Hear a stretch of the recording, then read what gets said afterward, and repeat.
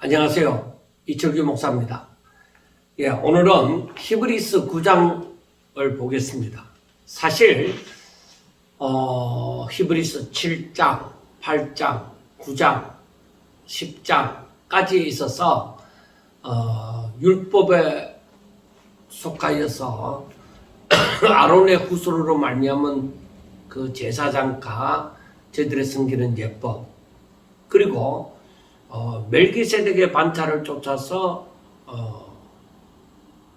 따르는 그 예수님의 그 제사, 여기에 대해서 사실 비교함으로써 계속적으로 말씀을 해왔습니다만은 7장과 8장에서 벌써 말씀을 했습니다만은 이 히브리서를 통해서 좀 더 9장과 10장에 이르러서 조금 반복적인 부분이 보여지긴 합니다. 그래서 여러분들이 9장과 10장을 하면서 좀 더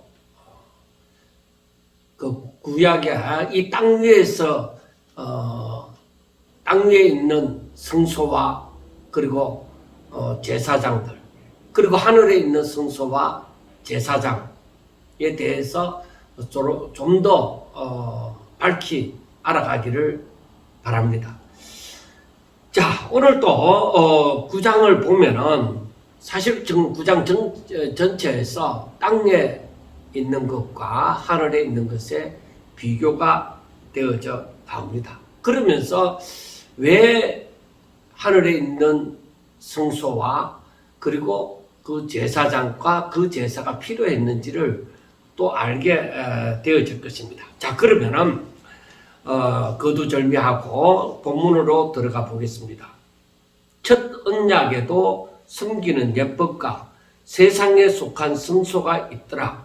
예비한 첫 장막이 있고 그 안에 등잔대와 상과 진설병이 있으니 이는 성소라 일컫고, 또 둘째 휘장 뒤에 있는 장막을 지성소라 일컫나니 금 한노와 사면을 금으로 싼 언약궤가 있고 그 안에 만나를 담은 금 항아리와 아론의 쌍난 지팡이와 언약의 돌판들이 있고 그 위에 속죄소를 덮는 영광의 그룹들이 있으니 이것들에 관하여는 이제 낱낱이 말할 수 없노라 하고 얘기를 합니다. 그래서 여기에서 1절에서부터 5절까지 있는 말씀은,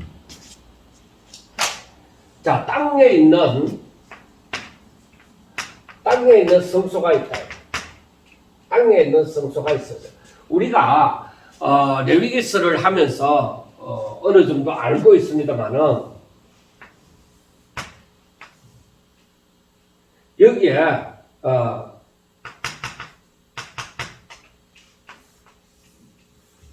이건 뜰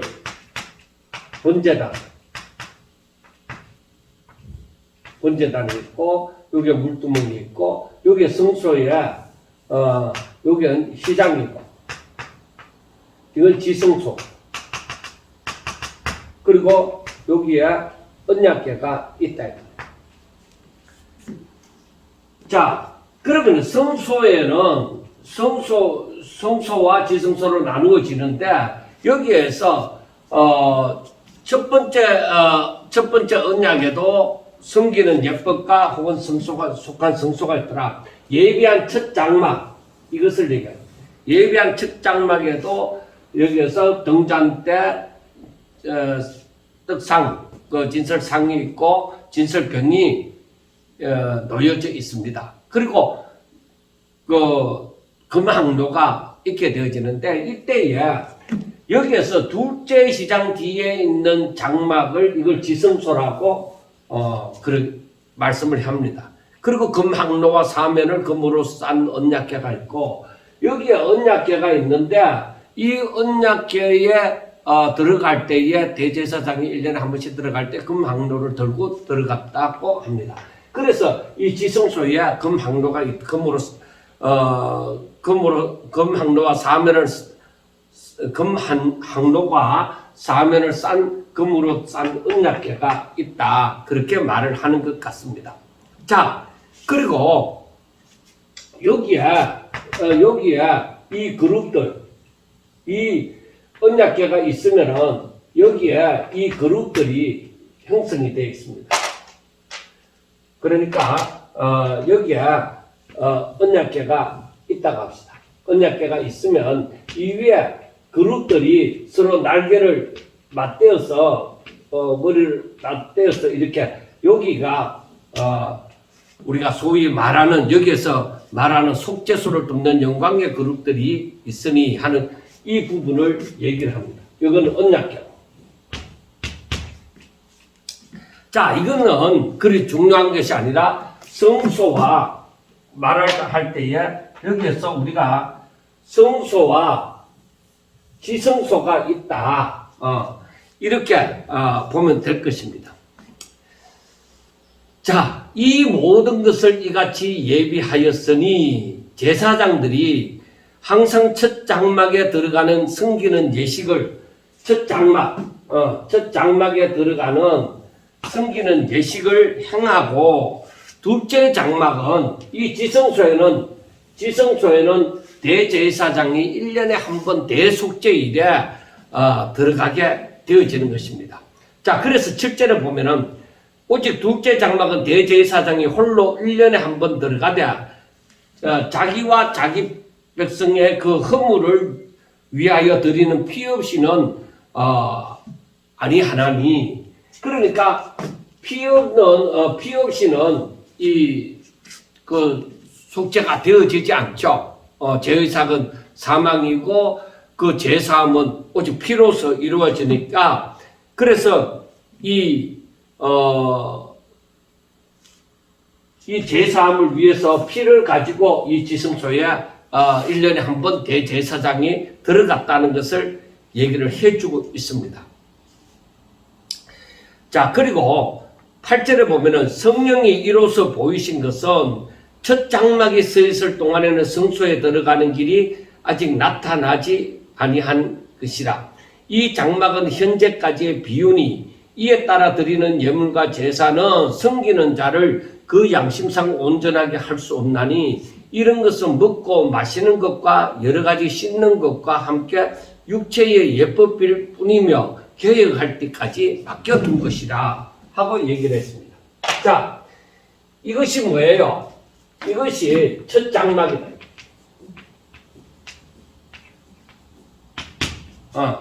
이것이 첫 장막입니다. 그래서 여기에서 8절에서 말씀하는 것처럼 성령이 이로써 보이신 것은 첫 장막이 서 있을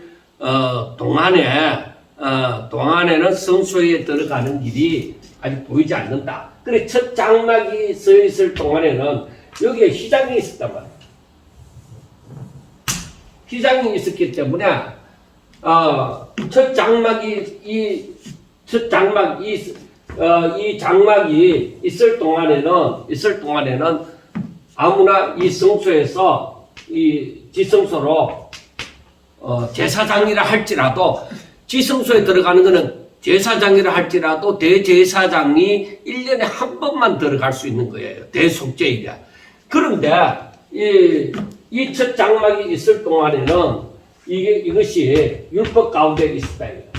율법 가운데 세워졌고 여기에서 제사장 제도가 있었고 여기에서 섬기는 그 예법이 있는 것입니다.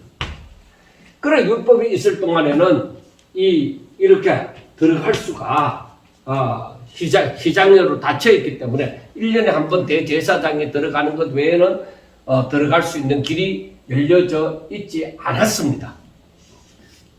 그것을 두고 얘기를 하는 것입니다. 그러니까 이 장막은, 그런데 여기에 들어갈 수 있는 것은 이 대제사장이 1년에 한 번 들어갈 수 있는 것은 뭐예요? 피를 가지고 들어갈 수 있을 때는 피를 가지고 들어갔던 것입니다. 자, 그래서 이 장막은 현재까지의 비유다. 이 장막은 이 모든 것이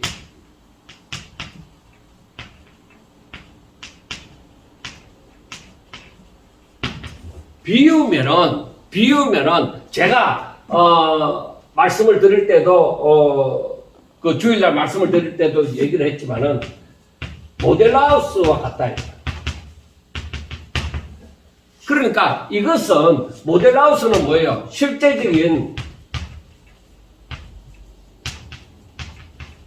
집의 모형이죠. 모형이지 실제는 아니다. 그래 모델하우스를 보고서 실제적인 집을 우리가 생각할 수가 있는 것입니다. 그러니까 구약시대 때에 이 첫 장막이 있었다고 하는 것은 이건 하나의 비유다. 실제가 아니요 모형이다 이 말입니다. 모형이었고 그래서 여기에서 모형은 실제를 대신할 수는 없는 거예요. 똑같다 이렇게 말을 할 수가 없는 것이죠.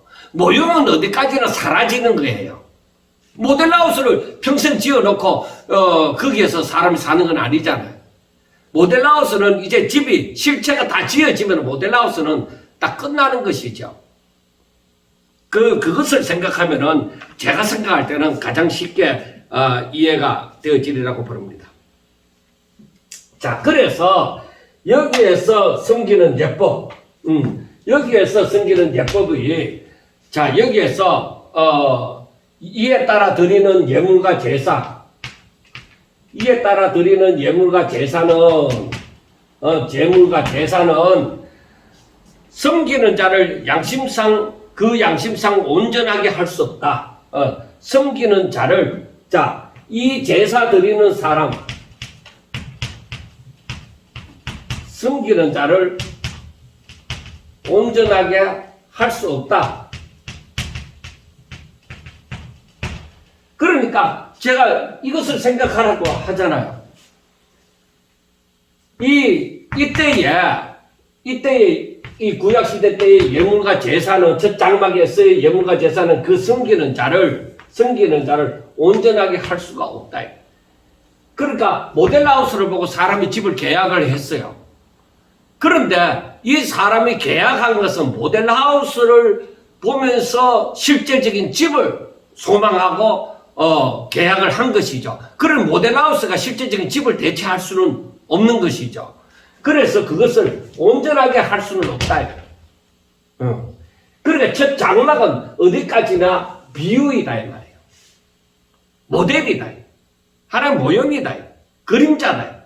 실체가 분명히 있다. 그래 그것은 이 모델하우스를 보고 계약한 사람에게 그 모델하우스에서 이게 당신 집이니까 여기에서 사세요. 그렇게 할 수 없잖아요. 이건 어디까지나 그림자 모형이다. 실체가 따로 있다는 것을 생각해야 되는 것입니다. 그리고 이런 이것은 이 모델하우스적인 이 첫 장막에서의 그 예물과 제사는 먹고 마시는 것과 여러 가지 씹는 것과 함께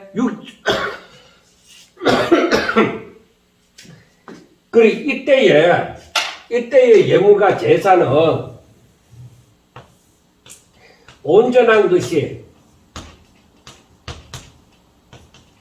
올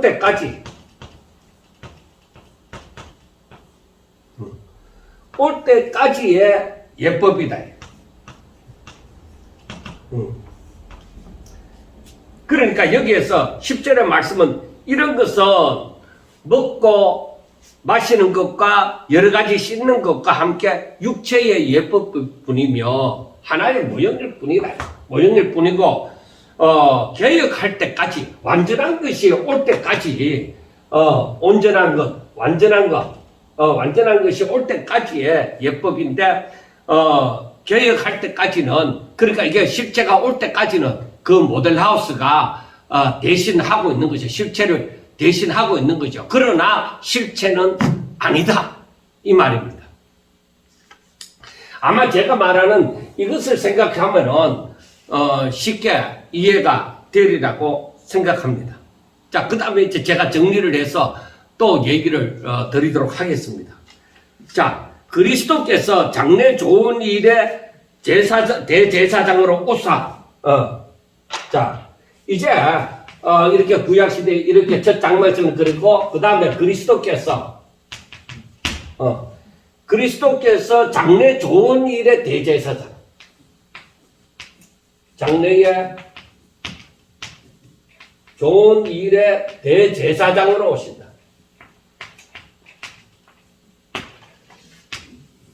예수님께서 장래 좋은 일의 대제사장으로 오사 손으로 짓지 아니한 것, 곧 이 창조에 속하지 아니한 더 크고 온전한 장막. 그러니까 여기에서는 이 장막이 첫째 장막에 비해서 둘째 장막, 예수님이 대제사장인 그 둘째 장막은 첫째, 손으로 짓지 않았다.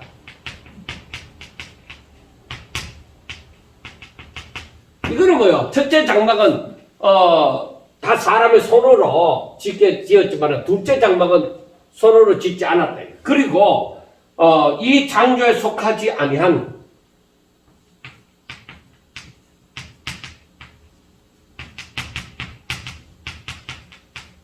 속하지 않은 더 크고 온전한 장막이다.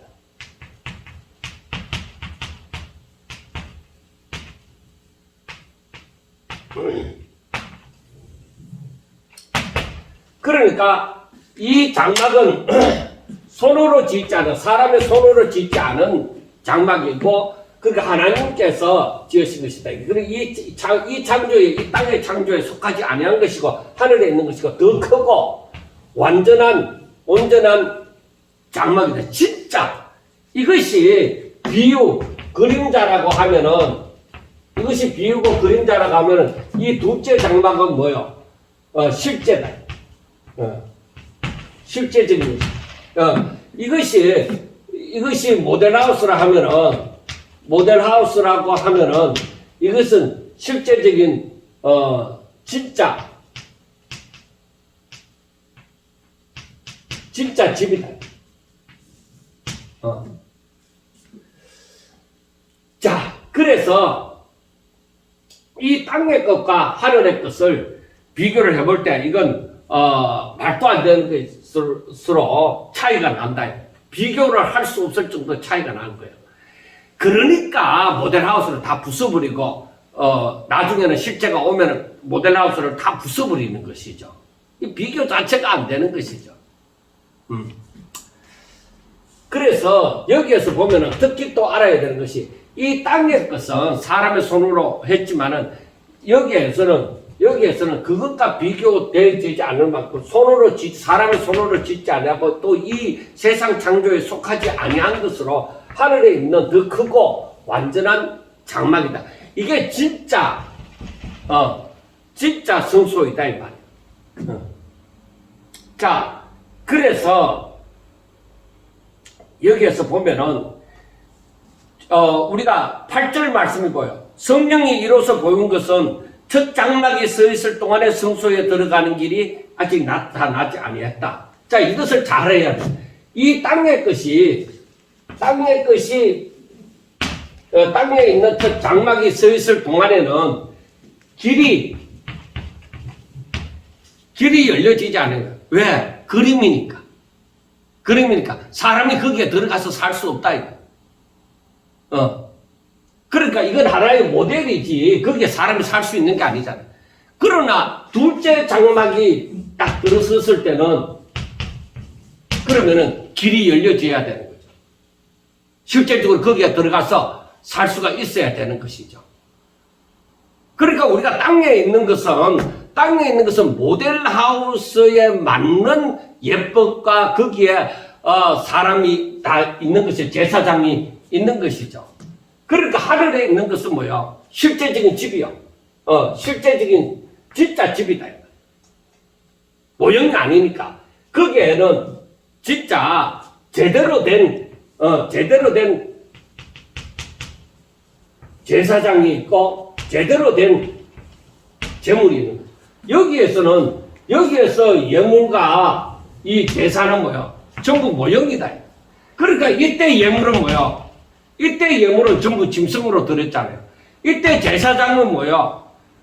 영원하지 않는 아론의 후손으로 이 몇 번 그 사람이 죽고 나면 다음 사람이 또 제사장을 맡고 이렇게 하는 완전한 제사장이 아니라 그냥 그림자인 진짜 제사장의 모형일 뿐인 그러한 것을 볼 수가 있어요. 그래서 우리가 모델하우스를 보면서 이 진짜 집을 우리가 보는 것이죠. 그래서 구약 시대 때에 이 제사 제도를 보면서 정말 제대로 된 성막에서의 그 장막에서의 이 제사와 이 섬김이 제사장이 나와서 이 제사를 섬김이 나타날 것이구나 하는 것을 알 수가 있습니다.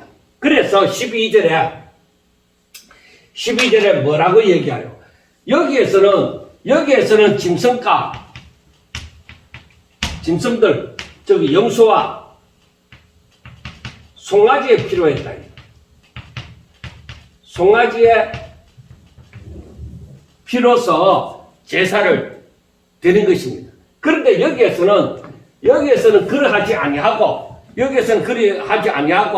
오직 예수님의 피, 즉 자신의 피로서 영원한 속죄,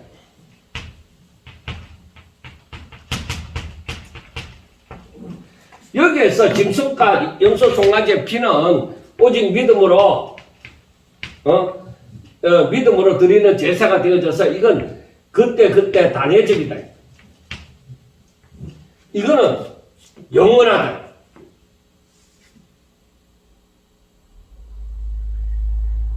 그래서 영원한 속죄를 이루사 단번에 성소에 들어가는 길이 열려졌다. 온전한 제물, 그러니까 온전한 제물로서 온전한 제사장이 제사를 드린 것입니다. 그래서 여기에서 우리가 알아야 되는 것이 13절 염소와 항소의 피와 암송아지의 죄를 부정한 자에게 뿌려서 이거는 뭐예요? 이때에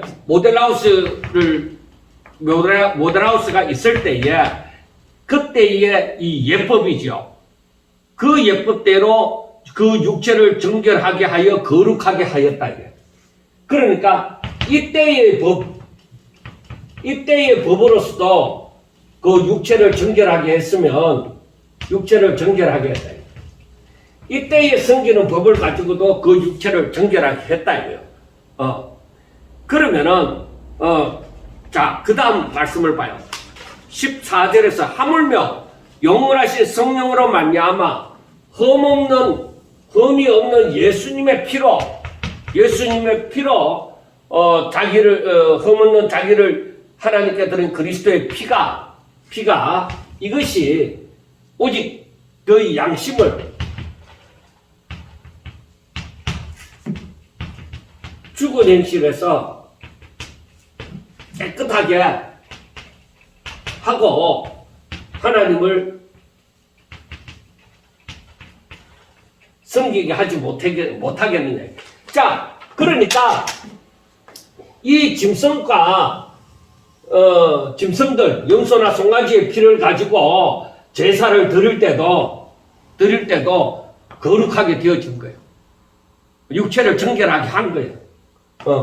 그 법으로 섬길 때도 육체를 정결하게 했는데 정말 온전한 제물이신 예수님의 피를 가지고 온전한 제물을 가지고 속죄를 이루었다고 하면은 이거는 얼마나 여기 모형이 이 정도였으면은 정말로 육체만 아니라 우리 양심만 우리의 양심까지 죽은 행실에서 깨끗하게 하고 하나님을 섬기게 하지 못하겠느냐. 얼마나 이게 비교가 안 되는데 왜 이러한 일이 일어나지 않겠느냐. 그러니까 이 두 자체는 서로 비교가 되어지지 않는 것. 단순하게 그림자하고 실체하고 어떻게 비교를 하겠습니까? 모델하우스하고 실제적인 집하고 어떻게 비교를 하겠습니까? 비교가 안 되는 거죠. 그래 모델하우스만 해도 이만한 그 힘이 있는데 이 실제적인 집은 얼마나 더한 힘이 있겠느냐. 그러니까 이것을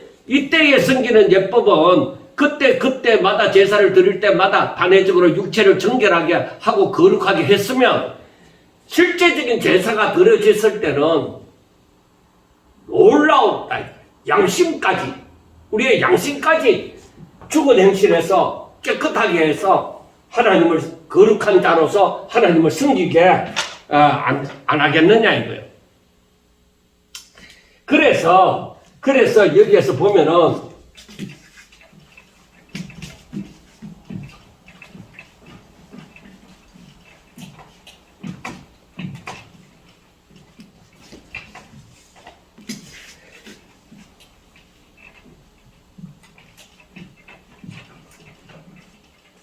자, 그래서 여기에서 볼 것 같으면은 이로 말미암아 그런 새 언약의 중보자신이 첫 언약 때에 범한 죄에서 속량하려고 죽으사 부르심을 입은 자로 하여금 영원한 기업의 약속을 얻게 하려 하십니다. 자, 하나님의 뜻은 사람들로 하여금 말씀을 순종함으로 하나님께 영광을 돌리고자 하는 것입니다. 자, 그런데 여기에서 보면은 그리고 이렇게 되어진 사람에게는 하나님께서 예비하신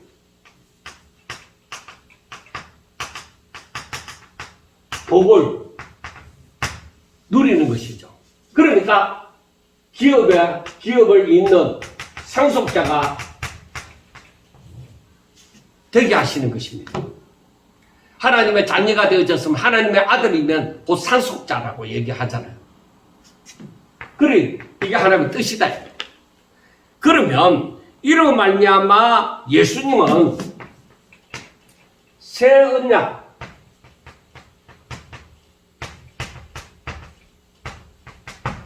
언약의 중보자예요. 그러면은 새 언약의 중보자라고 하면은 중보자는 그러면은 예수 그리스도로 말미암아 새 언약이 이루어지는 거예요. 그러니까 누구든지 예수님을 믿어야 되는 거죠. 하나님과 나 사이에 이 중보자라 하는 것은 하나님과 나 사이에 중보자가 있는 것이죠. 그러니까 내가 하나님의 기업의 그 상속자가 되어지려고 하면은 바로 예수 그리스도로 말미암아서 예수님의 중보자가 됐으니까 예수 그리스도로 말미암아 제사함을 받고 거룩하게 되어져서 하나님의 자녀가 되어지는 것이죠. 그래서 그 약속을 받는 자가 되어지는 것이죠. 그래서 부르심을 입은 자로 하여금 영원한 기업의 약속을 얻게 하려 하십니다. 그래서 우리는 예수님으로 말미암지 않고는 아버지께로 올 자가 없다고 얘기했잖아요. 예수님으로 말미암지 않고는 이 하늘나라 기업을 이어받을 자가 얻을 자가 없습니다. 상속할 자가 없습니다.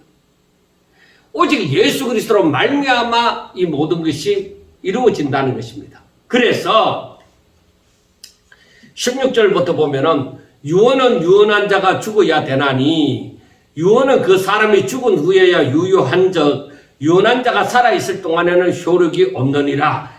이러므로 첫 언약도 피 없이 세운 것이 아니니 모세의 율법대로 모든 계명을 온 백성에게 말한 후에 송아지와 염소의 피 및 물과 붉은 양털과 옷을 초를 취하여 그 두루마리와 온 백성에게 뿌리며 이르되 이는 하나님이 너희에게 명하신 언약의 피라 하고 또한 이와 같이 피를 장막과 섬기는 일에 쓰는 모든 그릇에 뿌렸느니라. 율법을 따라 거의 모든 물건이 피로서 정결하게 되나니 피 흘림이 없은즉 사함이 없느니라. 자, 그러면은 유언하신 분이 유언은 그 유언한 자가 죽음으로 말미암아서 효력이 발생되어지는 거예요. 자, 그렇다고 하면은 예수님이 죽으심으로, 예수님이 죽으심으로 그로 말미암은 약속이 주어지는 것입니다. 자, 그래서 18절에 말씀하는 이러므로 첫 언약도 피 없이 세운 것이 아니다. 모세의 율법대로 모든 계명을 온 백성에게 말한 후에 이것이 이 피를 뿌리고 짐승의 피를 뿌리고 이는 하나님이 너희에게 명하신 언약의 피니라. 자, 언약의, 그러니까 모세의 그 율법을 따라서도 그 피를, 짐승의 피를 뿌림으로써 이것이 언약의 피라고 했잖아요. 그리고 새 언약은 짐승의 피가 아니라 예수님의 피로서 언약이 체결되는 것입니다. 그래서 이 모세로 말미암은 이 율법 가운데서 하는 이 짐승의 피로서 이것이 언약의 피다. 하나님의 그 옛 언약의 피라고 얘기했으면 새 언약에서는 분명히 짐승의 피 대신에 예수님의 피를 흘려 제물이 되사 그 피로 말미암아 새 언약이 이루어지는 것입니다. 자, 우리가 이 말씀을 곰곰이 생각하면서 예수님의 죽으심으로 말미암아 이 모든 것이 이루어지구나. 새 언약이 다 이루어지구나. 예수 그리스도가 죽지 않았으면 새 언약은 우리에게 효력을 발생할 수가 없는 것이죠. 예수님이 죽으심으로 이 새 언약이 우리에게 주어지고 우리가 약속 가운데 있게 되어진 거예요. 그리고 구약 시대 때도 모세로 말미암아 주어진 그 율법 가운데의 그 약속, 저들이 그 제사를 지내는 것도 뭐요? 제사를 이렇게 지내는 것도 하나님의 언약 가운데서 지내잖아요. 그래, 그것도 짐승의 피로 말미암아서 저들이, 그러니까 한마디로 말하면은 모든 사람이 여기 마지막에 그 몇 절에서요? 22절 마지막에서 피 흘림이 없인즉 사함이 없다. 이 말씀은 바로 무엇이냐면 모든 사람이 죄를 범하였다. 죄인이다. 그래, 죄 사함이 있으려고 하면은 옛 언약 가운데서나 새 언약 가운데서 피 흘림이 없이는 안 되는 거예요. 우리가 그걸 알아야 돼요. 그걸 먼저 우리가 알아야 됩니다.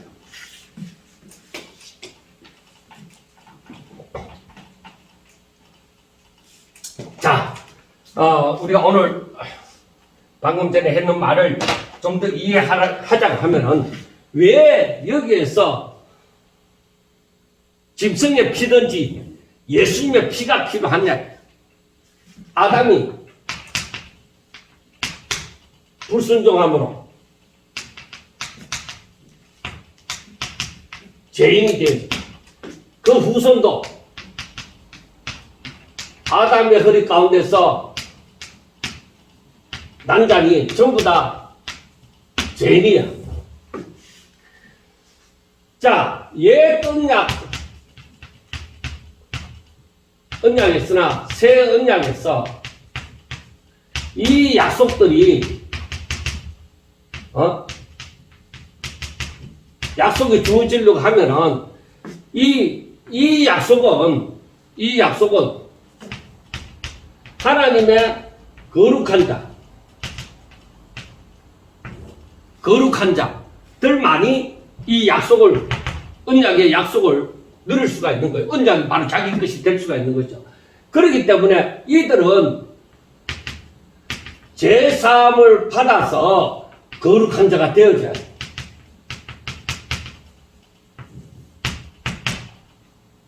그리고 이때는 짐승의 피로, 옛 언약은 짐승의 피로 했다. 그런데 이때는 새 언약은 오직 예수님의 피로, 이때는 짐승의 피로. 그리고 이때는 예수님의 피로서 이 새 언약의 언약을 받을 수가 있는 것입니다. 자, 옛 언약, 그 첫 장막에서 섬기는 예법은 분명히 우리가 알아야 되는 것은 이것은 그 육체를 여러 가지 육체를 정결하겠대. 그래서 그 앞에 우리가 했는 말씀에 보면은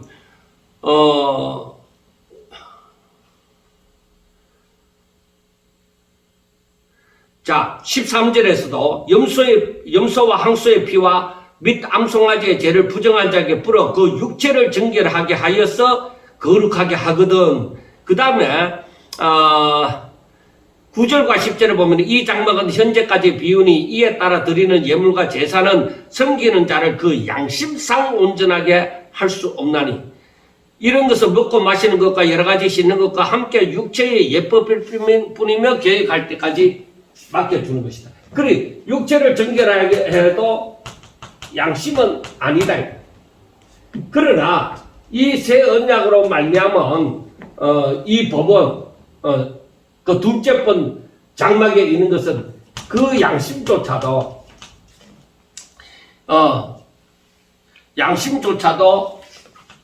죽은 행실에서 깨끗하게 되어집니다. 양심조차도 정결하게 되어져서 하나님을 섬길 수 있도록 되어진다는 거예요. 그래서 우리가 이 말씀을 가만히 보면서 알 수 있는 것은 구약시대 때는 뭐요? 아론의 후손으로 말미암은 아론의 후손들도 사실은 죄인이잖아요. 그러나 이들이 하나님의 택함을 부르심을 받고 택함을 받고 부르심을 받아서 이들이 제사장이 되어져서 이 일이 이루어졌으면은 이 새 언약에서는 바로 예수님이 하나님의 아들 그리고 멜기세덱의 반차를 따른 제사장. 그래서 이 예수님을 통하여서 그러니까 완전한 제사장, 영원하신 제사장으로 말미암아서 이 제사가 드려짐으로 그 양심조차 깨끗하게 되어지는 것입니다. 자, 그러면은 우리가 구약 시대 때에 아론의 후손으로 말미암은 그 제사의 예법과 그 모든 제도에 있어서는 우리가 분명히 그림자라고 했잖아요. 그림자라고 했는데 여기에서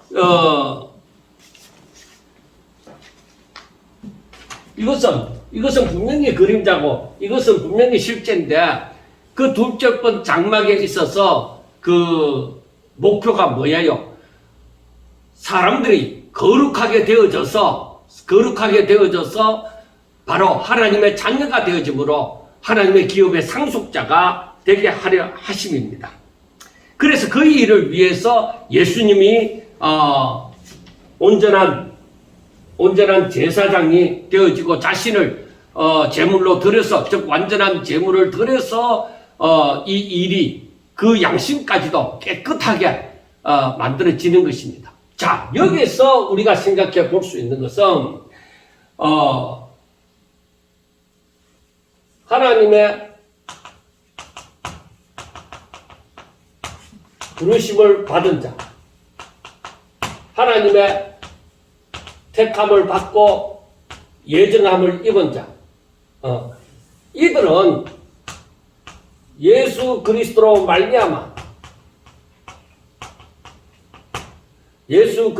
말미암아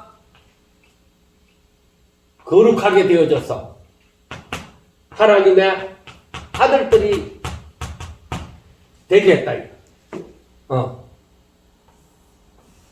그러면은 하나님의 아들들이면 기업을 잇는 상속자가 되어지는 것입니다. 자, 우리가 여기에서 볼 때에 여기에서 볼 때에 예수 그리스도로 말미암아 하는 것은 예수님이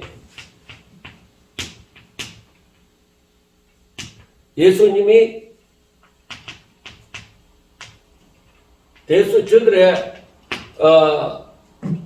죄를 사하여 주는 그 대속에 저들의 죄를 짊어지고 십자가 못 박혀 죽으심으로 예수 그리스도의 피로 말미암아서 이들이 거룩하게 되어지는 거예요. 자, 그러면은 우리가 항상 보지만은 하나님의 계획에 대해서 살펴볼 때는 우리가 에베소서 1장을 항상 살펴봐야 됩니다. 자, 에베소서 1장에 보면은 7절에 1장 7절에 우리는 그리스도 안에서 그의 은혜의 풍성함을 따라 그의 피로 말미암아 속량 곧 제사함을 받았느니라. 그러니까 우리가 짐승의 피가 아니라 예수님의 피로 제사함을 받았다 이거. 그리고 11절 모든 일을 그의 뜻의 결정대로 일하시는 이의 계획을 따라 우리가 예정을 입어 그 안에서 기업이 되었으니 이는 우리가 그리스도 안에서 전부터 바라던 그의 영광의 찬송이 되게 하려 하십니다. 그렇게 이미 말씀을 하잖아요. 예수 그리스도의 피로 말미암아 우리가 제사함을 받았기 때문에 완전한 제사함. 구약시대 때에 그 죄가 속하여지는 것은 단회적이다. 그러나 예수 그리스도로 말미암아 죄가 속함을 받는 것은 영원한 것이다. 그래서 우리가 창세 전에 하나님의 계획 가운데는 예수님이 제물이 되시고 예수님이 제사장이 되셔서 죄인들이 예수 그리스도를 영접함으로 믿음으로 거룩한 하나님의 자녀가 되어져서 기업을 누리고 하나님의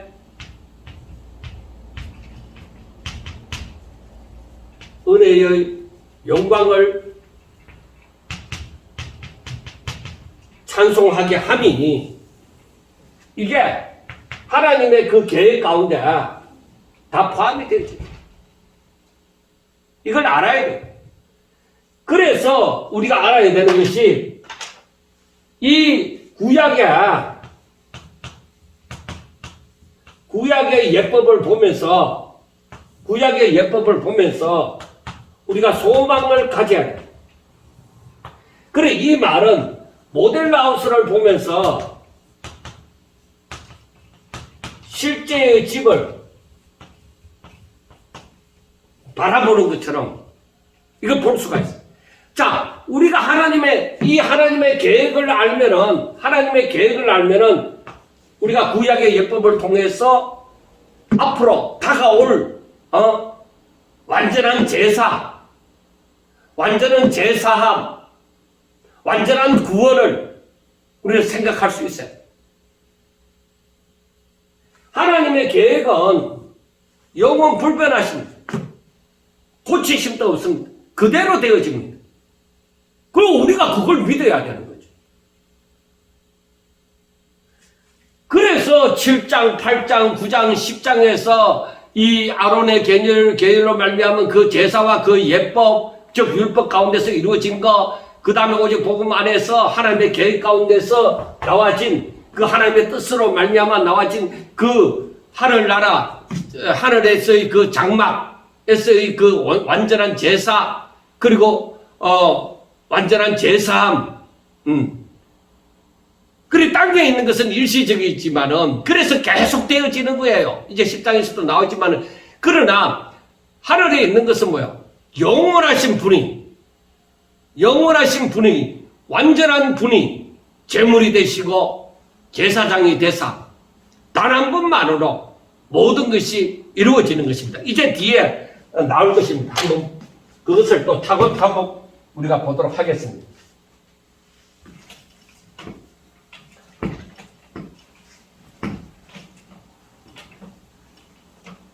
우리가 멜기세덱에 대해서 멜기세덱은 어떤 분이다 하고 알고 그 다음에 예수님이 우리가 복음을 아는 것처럼 예수님이 바로 우리를 위하여 십자가에 못 박혀 죽으시고 다시 살아나서 누구든지 저를 믿으면 멸망하지 않고 영생을 얻으리라, 즉 구원을 받으리라.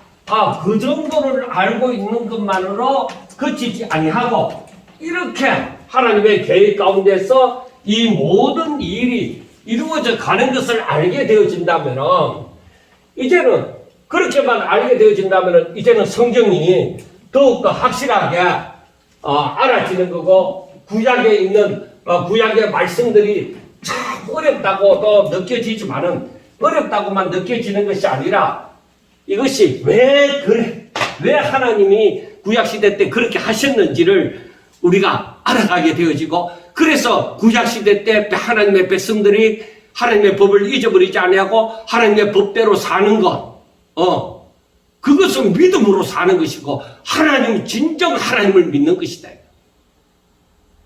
그래서 믿음으로 사는 것에는 오직 하나님이 기뻐하시는 열매를 맺게 되어지는 것입니다. 자, 23절부터 보세요. 그러므로 하늘에 있는 것들의 모형은 이런 것들로서 정결하게 할 필요가 있었으나 하늘에 있는 그것들은 이런 것들보다 더 좋은 제물로 할지니라. 그러니까 모형, 자, 땅에 있는 것은 모형이라고 합니다. 모형은 짐승의 피로서도 그 예법대로 할 수가 있다. 그러나 하늘에 있는 것은 모형이 아니고 실제다. 그러니까 실제는 뭐요? 더 좋은 재물.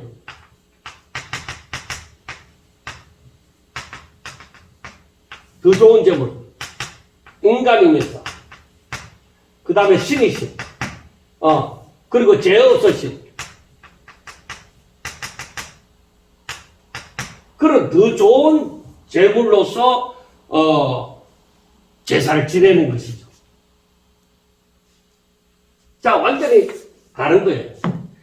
자, 그 다음에 그리스도께서 참것의 그림자인 손으로 만든 성소에 들어가지 아니하고 바로 그 하늘에 들어가서 이제 우리를 위하여 하나님 앞에 나타나시고 대제사장이 해마다 다른 것의 피로서 성소에 들어가는 것 같이 자주 자기를 드리려고 아니하실지리 하고 얘기합니다. 자, 그러면 예수님은 어땠느냐? 예수님은 땅에 있는 성소 아니라 땅에 있는 성소가 아니라 하늘에 들어가.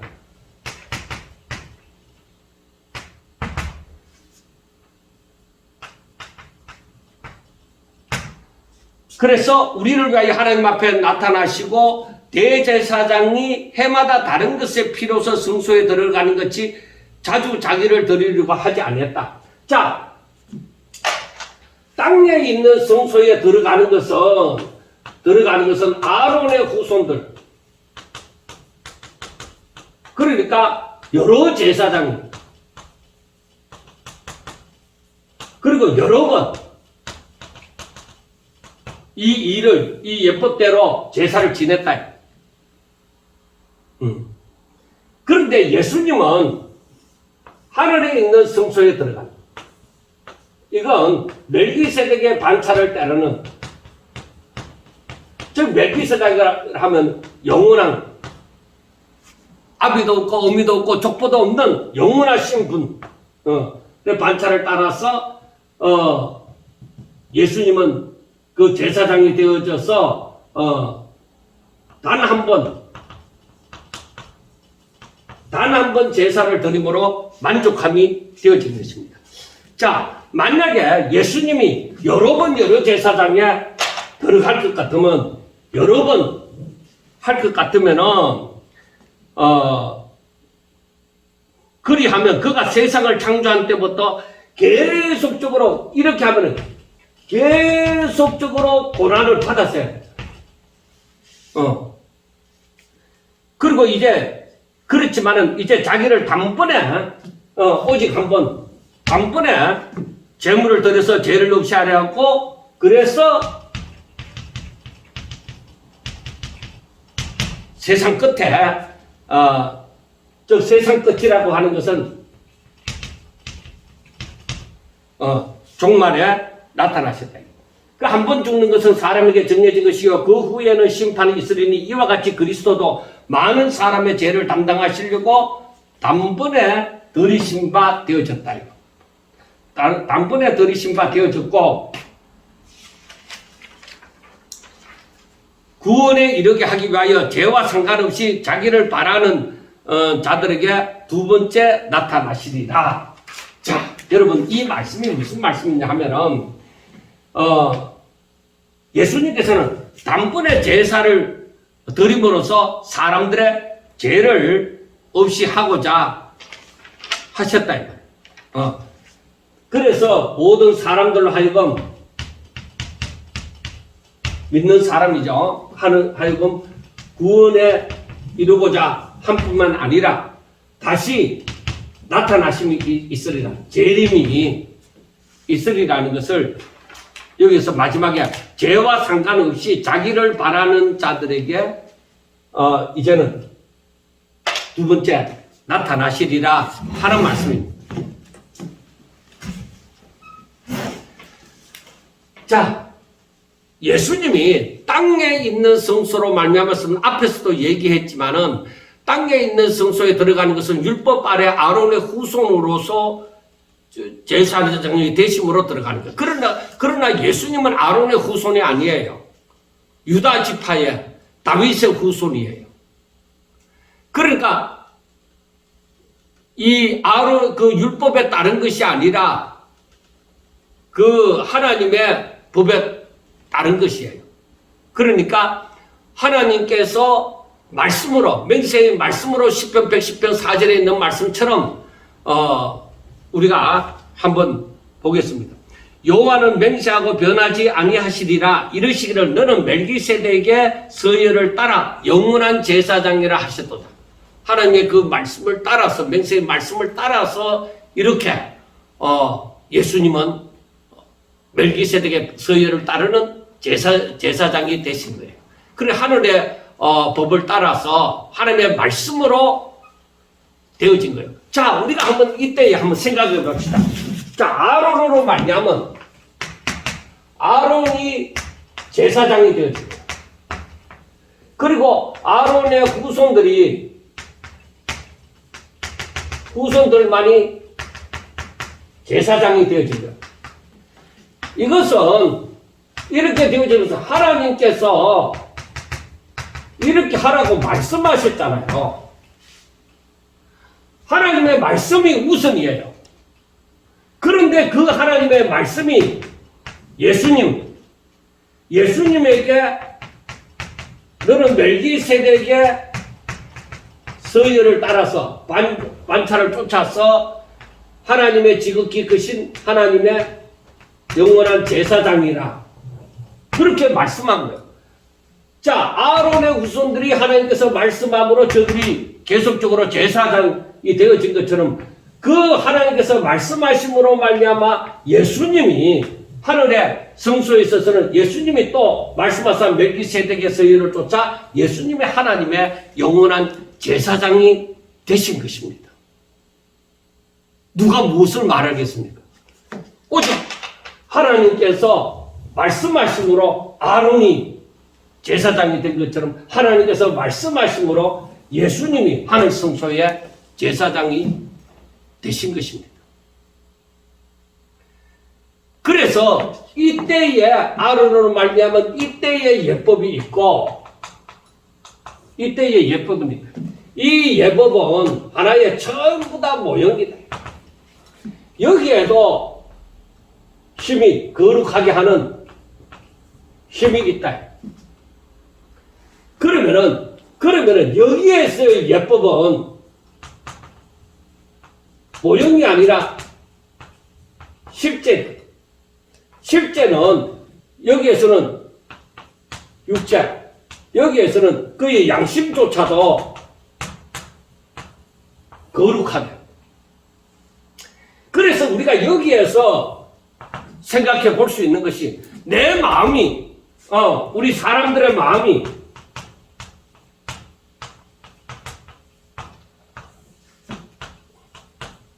온전해야 되는데, 거룩해야 되는데, 죄 없는 마음을 품어야 되는데, 그러나 내가 아직도 더 거룩하여지지 아니하고 온전하여지지 아니하고 이 죄를 생각하고 죄를 따르고 있다면 내가 아직 이 하나님의 능력으로 말미암아 이 은혜를 힘입지 아니하고 자꾸 나를 힘입어서 살아간다는 결과입니다.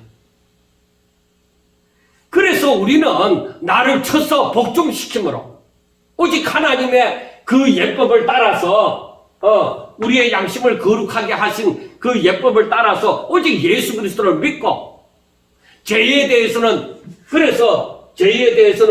죽은 자요 하나님께 대하여서는 산 자로 이렇게 살아가야 이 거룩함이 우리에게 점점 더 다가와지는 거예요. 예수 그리스도를 닮아갈 수 있고 예수 그리스도의 마음을 품음으로 더욱더 거룩하여져 가는 역사가 일어날 것입니다. 사랑하는 여러분, 그래서 우리가 이 말씀들을 가만히 생각해 보면서 하나하나 하나님의 이유가 있으시고 그렇게 하시는 다 그 이유, 그 법이 다 있구나 하는 것을 알 수 있습니다. 그래서 예수님은 우리가 뒤에서 10장에서도 나중에 보게 되겠지만은 예수님은 우리를 위하여 이 세상에 오셨습니다. 우리를 위하는 것이 뭘까요? 우리는 다 사망 가운데 있는 자인데 우리를 건지시기 위하여. 그러면은 죄의 사기 사망이므로 우리가 사망 가운데 가는데 그러면 우리가 죄가 없어야만 사망에서 나올 수 있잖아요. 건짐을 받을 수 있잖아요. 그래서 예수님이 이 땅에 오사 우리 죄를 없이 하기 위하여 이 땅에 오신 거예요.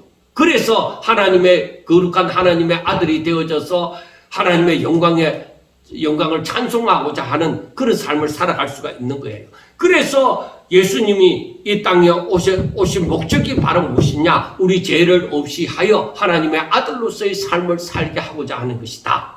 우리가 그걸 분명하게 알아요. 하나님이 나를 구원하여 주시면 그 이유가 무엇인가? 하나님의 영광을 찬송하며 살게 하고자 하는 것이다. 하나님을 경외하는 삶을 살게 하고자 하는 것이다. 바로 그겁니다. 나중에 그 다음 장에 10장에 들어가서 또 더 구체적으로 이 부분에 대해서는 말씀을 하도록 하겠습니다. 그래서 오늘 말씀을 보면은 그리스도의 제사, 그리스도의 예수님의 제물이 되신 그 제사가 완전하다. 그러니까 첫 장막, 첫 번째 언약에서 이루어진 그 모든 아론과 그의 후손들이 제사장이 되어진 그 모든 제사나 그 예법은 다 하나의 모형이다. 그림자다. 그것을 바라볼 때 우리는 예수님을 생각할 수밖에 없다. 그러니까 완전한 제사와 완전한 제사함을 우리가 생각할 수밖에 없다는 것이죠. 모델하우스를 보면서 빨리 실제 집이 지어지기를 바라는 것처럼 우리가 그걸 바라볼 수가 있는 것이죠. 구약의 예법을 따라 살면서 실제적인 완전한 제사를 우리는 소망할 수가 있게 되어지는 것이죠. 이와 같이 우리의 믿음이 이 성경을 통하여 앞으로 오실 예수님을 기다리는 그 마음도 마찬가지예요. 이 모든 것을 보면서 우리 예수님이 앞으로 오셔서 세상의 심판주로 오셔서 이 세상을 심판하시겠구나, 그리고 우리를 구원하시겠구나 하는 것을 완전한 구원이거든요. 그것을 우리가 소망하며 살아갈 수가 있는 것입니다. 사랑하는 여러분들에게 이러한 소망이 넘치고 또 이렇게 하나님의 말씀을 깨달으시고 하나님의 계획이 바로 우리 자신의 속으로 들어와서 그 계획 가운데서 우리는 더욱더 하나님을 바라며 살아가는 더 큰 소망 가지고 살아가는 저와 여러분들이 될 수 있기를 주의 이름으로 축원합니다. 감사합니다.